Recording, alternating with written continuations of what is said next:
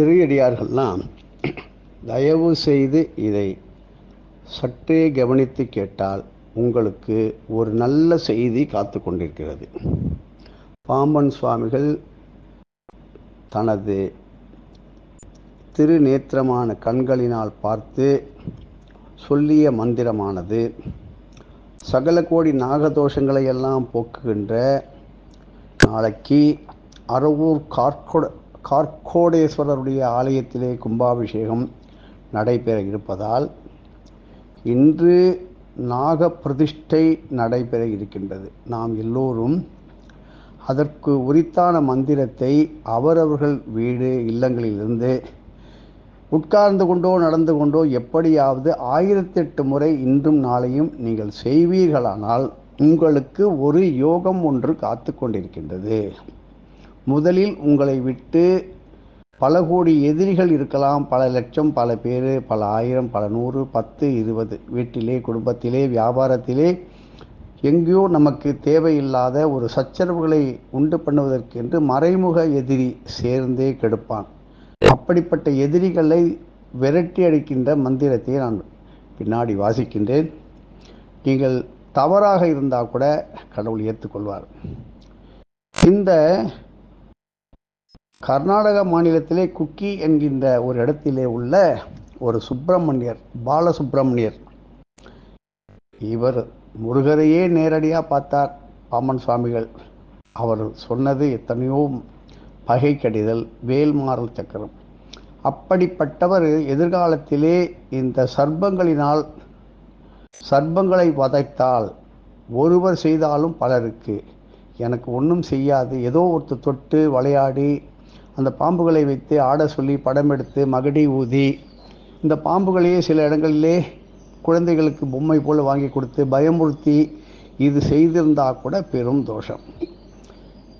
நமது ஒவ்வொரு பெண்களும் பிரசவத்தின் போது, குழந்தையின் போது சுற்றி வருகின்ற அந்த நஞ்சு கொடியானது நாகத்தை போல இருக்கும். அதுதான் சமயத்தில் குழந்தைக்கு மாலை போட்டு பிறந்ததா, கொடி சுற்றி பிறந்ததா எப்படின்னு சொல்வார்கள். அப்படியெல்லாம் எத்தனையோ இடங்களிலே நடந்து இன்றைய வரையும் அதற்கான பரிகாரத்தை தேட முடியாதவர்களும் சரி, நாளைக்கு எதிர்காலத்திலே நான் ஒரு பெரும் தொற்று, நம்ம சொல்லுவேன் COVID-19 கொரோனா, ஒரு சிறு துளியாக மகான்கள் அதை காட்டினார்கள். அது ஒன்று வந்து விட்டது என்றால் அது தீராது. அது உருமாறி வெவ்வேறு விதங்களிலே அது பூமியை தான் சுற்றி அடையும். பல இடங்களிலே அடுக்குமாடி வீடு, நல்ல வீடு, பங்களா, தொழிற்சாலை இத்தனையும் கட்டியிருக்கோம். இல்லை, கட்டிய இடங்களை நாம் வாங்கி இன்னும் உபயோகப்படுத்தி கொண்டிருக்கிறோம். எத்தனையோ புத்துக்களை எடுத்து அதிலிருந்து பெறப்பட்ட நமக்கு வீடு, வாசல், நிலப்புலங்கள்லாம் அதையெல்லாம் அழித்து சர்ப்பம் குடியிருந்த இடத்தை அழித்தவர்கள், அங்கிருந்து எடுத்த மண்களை உபயோகப்படுத்தியவர்கள். அதற்கு எல்லாம் ஒருத்தரோட ஒருத்தர் லிங்க் ஆகிடும். நான் செய்யவில்லை, ஆனால் எதிர்காலத்திலே நமது பெரியவர்கள் இருக்கின்றார்களோ இல்லையோ, இளைய சமுதாயத்தினர் கண்டிப்பாக இந்த மந்திரத்தை சொல்வதனால் உங்களுக்கு காசு பணம் செலவு கிடையாது. ஏனென்றால் நீங்கள் நன்றாக செய்ய பார்க்கலாம். உங்களுடைய ஒவ்வொரு விதமான பக்கத்திலே, வேலை பார்க்கின்ற இடத்திலே, அலுவலகத்திலே, எத்தனையோ வியாபாரத்திலே கூட்டு சதி செய்வார்கள். இப்பொழுதெல்லாம் மரண பயம் என்பது எங்கெங்கோ எப்படியோ காத்து கொண்டிருப்பதாக நாம் செய்திகள் பார்த்து கொண்டும் கேள்விப்பட்டு கொண்டும் இருக்கின்றோம். அந்த நிலை மீண்டும் தொடராமல் இருப்பதற்கு, அதை வெட்டி விடுவதற்கு இந்த மந்திரம் மிக மிக முக்கியமானதாக இருக்கும். த்விதீய அப்படின்னால் இரட்டை நாகங்கள் நம்ம இருக்கு, நிறைய இருக்கு. ஆனால் இங்கே பின்னி பிணைந்து நாம் சொல்லுகின்ற இந்த வாக்கானது, இந்த மந்திரமானது நாக்கை வளைத்து சுழித்து நெளித்து நீட்டி இப்படி இந்த நாகத்தை போல இந்த நாக்கை நீங்கள் சொல்ல சொல்ல இந்த மந்திரமானது அப்படித்தான் வரும். அப்படி சொல்லும் பொழுது அங்கே அந்த அஷ்டபந்தனம் சாத்தும் போது பிரதிஷ்டை சுத்தமாக நிரவப்படும். உங்களுடைய மந்திரங்கள் எங்கிருந்து ஓதினாலும் ஜெபித்தாலும் ஏதோ கவலை கவலை கவலை கஷ்டம் கஷ்டம் கட்டம், அதை விடுங்கோ. இதை நீங்கள் பரிபூர்ணமாக செய்யும் பொழுது நாகராஜன், நாகமணி, இப்படி நாகரத்தினம் என்ற பெயர் கொண்டவர்களுக்கெல்லாம் பல காரணத்தினால அந்த காலத்தில் இப்படி பெயர் வைத்திருப்பார்கள். ஆனால் அறவூரிலே பிறப்பதற்கும் பாக்கியம் கொடுத்து விட்டோம். அறம் என்றால் தர்மம், அரவு என்றால் சத்தம், அரவு என்றால் பாம்பன். கார்கோடகனான இந்த கார்கோடகனுடைய பிரதிஷ்டையானது இப்பொழுது ஜலவாசம் தானிய வாசத்திலே சுவாமி நிறைந்திருக்கின்றார்.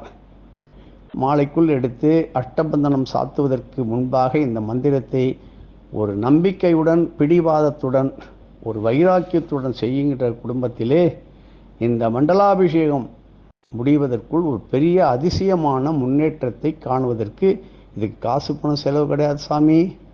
நீங்கள் வந்து பார்க்க கூட வேண்டாம்.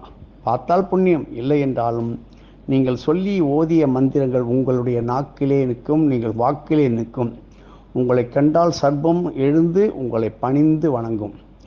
ஜாதகத்திலே இனிமேல் பிறக்கின்ற குழந்தைகளுக்கும் சரி, இதுவரை நடந்து கொண்டிருக்கின்ற 8ஆம் இடத்திலே மாங்கல்ய தோஷம், ராகு தோஷம், ராகு மகாதசை, அந்தர் தசை, சூக்ஷ்ம தசை, பிராண தசை, இப்படி ராகுவினால் ஏற்பட்ட பல கோடி சாபங்களுக்கு நிவர்த்தி கொடுக்கின்ற அற்புதமான ஒரு புண்ணிய காலம்.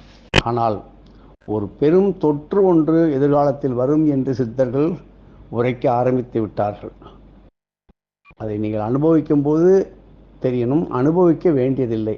எங்கேயோ நடப்பதை பார்த்து இப்பொழுதெல்லாம் வெளி உலகிலே அது தோன்றிவிட்டது. எந்திரமயமாக வரும், எந்திரமயமாக வரும், எல்லாமே எந்திரம்.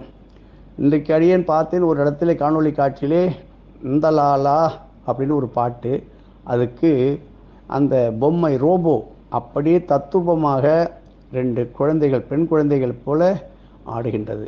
இப்படி ஒரு நிலைமை வந்து விட்டது. ஆனால் எதிர்காலத்திலே நாம் சமாளித்து இதையெல்லாம் எதிர்த்து நாம் வைராக்கிய சிந்தனையுடன் ஜெயம் கொள்ள வேண்டி இருப்பது நமது ஒவ்வொருக்கும். சொல்வாங்க, தனக்கு வந்தாதாயா தலைவலியும் ஜுரமும் நமக்கு வந்தாதான் தெரியும் என்று நம்ம சொல்லுவோம். ஆனால் நீங்கள் ஒன்றும் கவலைப்பட வேண்டாம். இது தற்பொழுது நமக்கு கிடைக்கப்பட்ட ஒரு அற்புதமான இறை செய்தியை உங்களுக்கெல்லாம் பகிர்ந்து கொள்வதில் நான் ஆனந்தப்படுகின்றேன். ஏன்னா நமக்கு இந்த வாய்ப்பு கிடைச்சதே, அதை எப்படி சொல்ல வேண்டும், எப்படி